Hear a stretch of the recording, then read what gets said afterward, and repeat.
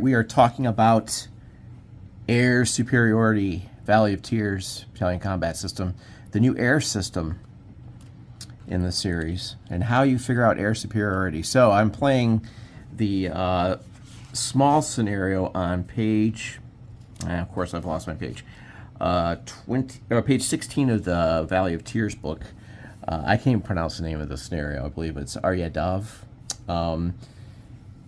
Israeli command had sought to counterattack the Egyptian crossing with heavy airstrikes and a blitzkrieg-type armor attack to cause the type of panic seen in the Six-Day War in 1967. If the victory conditions seem tough, these were the historical expected objectives. So basically you have to take 2 of 3 forts. And the map is underneath here, but we're focusing on how to set up the air. So we're going to show how to do air superiority, and I've already gotten all the air units out and blindly assigned them. And the Israeli Air Defense Force is huge in this scenario. So I've just randomly assigned where I thought I would put them, and then I realized how to do air superiority, how to calculate it, and it's not going to look good for the Egyptian Air Force, let's put it that way, at least to determining air superiority for turn 1.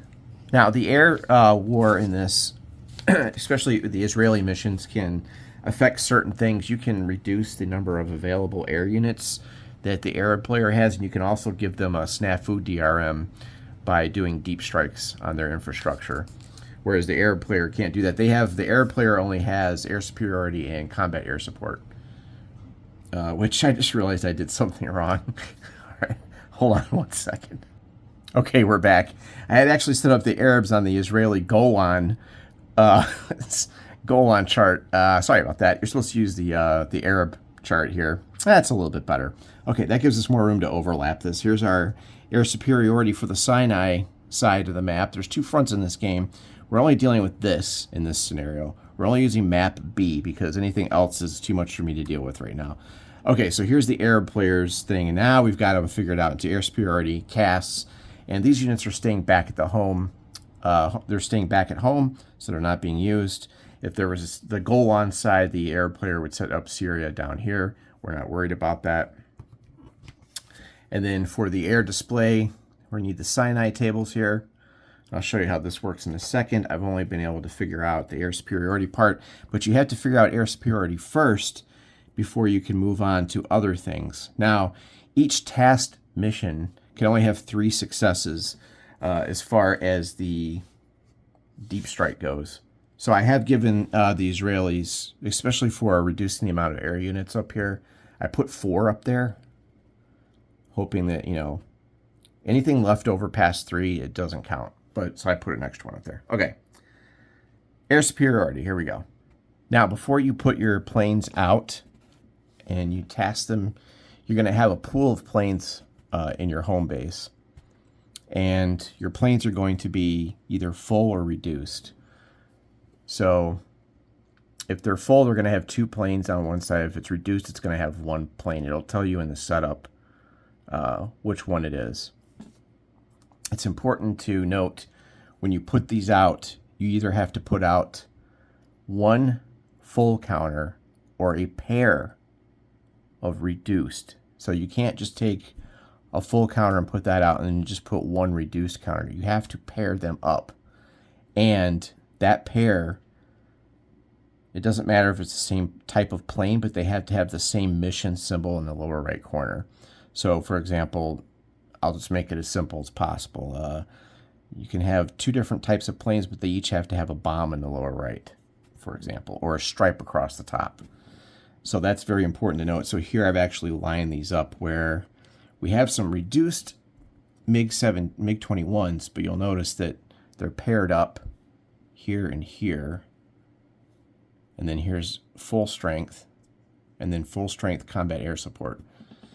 Same for the Israelis. We have combat air support, a pair, and then a pair. And then I think that's it. So just make sure you, before you set out, you do your units that you know that. And usually this is done in secret. So as far as solitaire, I don't know, maybe I can figure out a way to do this playing solitaire, but anyway. Okay, so always determine air superiority first before you go back and do the rest of the missions, because you're going to have to know that air superiority number because it affects the rest of the missions that you're working on. Okay, so each turn you determine the column to use on the air table independently for each front. And that column is going to determine the loss abort rolls used by the mission type. So say the air superiority is here. It's going to tell you, like for search and destroy, what modifiers there are to the or what losses and things like that. So the first thing you want to see, apply this loss abort roll value per 1.A using the table lower right. Okay, so look right down here.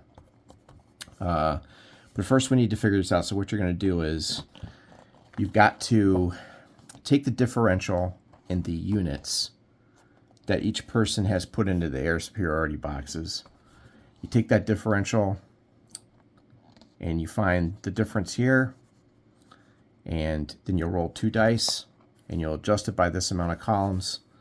And then once you do that, it's going to give you a level and tell you who has air superiority. Then you take your marker here and then you'll put that down in the appropriate box. I believe that's how you do it. At least that's what I've learned so far. So let me just see if I can do this example here. And if I'm wrong, let me know. It's hard to find a lot of people doing this elsewhere, but we'll see. So remember, when you count the air superiority assignments, individual one, you got to do pairs and fulls. So let's take a look here. We have 1, 2, 3, 4. All right, so a pair and a pair. So 1, 2, 3, 4. And then we have 1, 2, 3, 4, 5, 6. So it's a differential of 2. So the differential is 2 here, so it's no column shift. Now I did it earlier where I didn't have any Arab units in there because it was differential of +2 column shift. So we're just going to roll 2 dice here and pretty much take what we get. All right, I'll actually keep this die roll too. A 7 puts us at Israeli level 1 air superiority, which kind of makes sense. So this would go here. Let me put that little marker in there. And yeah, unfortunately, this game, it does take a lot of charts. So if you're prepping to play this, even this is a 1 mapper that I'm doing, get ready to, you're going to need some table space, just a heads up. Okay. Man, the people that do the full campaign on this, you guys are nuts, man, when you just dive into this stuff like that. Everyone always does the full campaign. It's crazy. All right. So we know our air superiority. Then we go back in the book, and that's when you come back. You bounce from here, and you go to here. Yeah, I've marked this thing up. That's too bad. So you go from here, and then you bounce back, and then you do these, and you do your individual missions. Then it's going to walk you through, but a lot of that stuff is going to bounce back to the air superiority because you're going to take some losses, and there's going to be some die rolls. All right. So as far as I know, that's how you determine the air superiority, and a lot of that's going to be secret, so you don't know what your opponent's going to do, etc. And the little symbols on the counters tell you what the flights are capable of, and then there's also matching symbols on these things. So if there's a bomb, it's combat air support. If there's a marked out SAM thing, I think that is, it's search and destroy. And then the line is air superiority. And then the Israelis can also send their planes, if they have the diamond, they can go on deep strike, which is you can knock out the available air units, and then you can do another Dominique strike, which gives a DRM to the Arab player on their snafu, which is pretty nasty. Okay, so I just wanted to get this video up there and show people. I don't even know how many people are playing this. There is some pretty good activity for it in the Facebook group. A lot of battle reports and stuff like that. So evidently a lot of people are smarter than me and getting this a lot faster. So, all right, talk to you later.